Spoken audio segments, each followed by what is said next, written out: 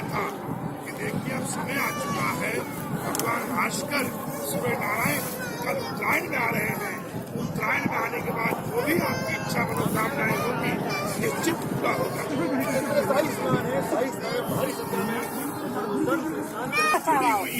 ये आपको बताना चाहता हूँ।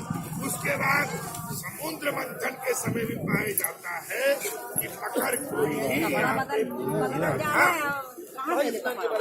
शाही स्नान के बारे में निश्चित जो है अखाड़े अपने समय से निकलेंगे। किसी अखाड़े का समय 5 बजे है, 6 बज के कुछ मिनट में है, किसी का 7 बजे है, किसी का 8 बजे है। शाम को 5 बजे तक सारे अखाड़े स्नान करेंगे।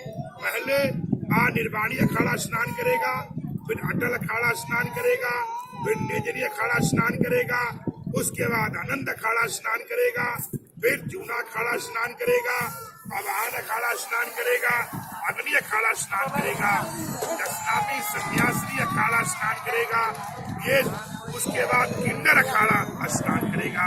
तो 4 अखाड़े जो है जूना अखाड़े के साथ स्नान करेंगे। पहली बार जुड़ा हुआ है और आपने इसे जोड़ा है, कितना महत्वपूर्ण कदम है आपका, ये क्या कहना है? पहली बात है कहीं न कहीं मेरे समाज के अंग था, हमारे संस्कृति का भी अंग था, क्योंकि हमारे जितने पुराण हैं, चाहे वो अर्जुन जैसे वीर महावीर जो भगवान श्री कृष्ण बोलते हैं कि अर्जुन भी मेरा एक नाम। इसी तरीके से भगवान किसे कहते हैं अपना मित्र, वो समझिए स्वयं नारायण का अंग हो सकता है।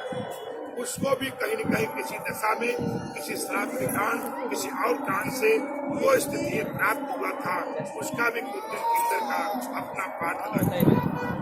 इसी तरह जीवन में अनेक महापुरुषों का जीवन में आता रहा है, इसलिए पुरुषों की संतान है, न कोई छोटा है न कोई बड़ा।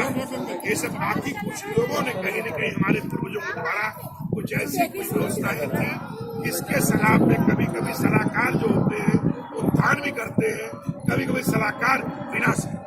जिस तरह किन्नर अखाड़ा पहली बार जूना अखाड़े के साथ में शाही स्नान में शामिल होगा, ये बहुत ही महत्वपूर्ण है। समय के लिए प्रयागराज से कैमरामैन शिवेंद्र विक्रम के साथ सुशील कुमार तिवारी।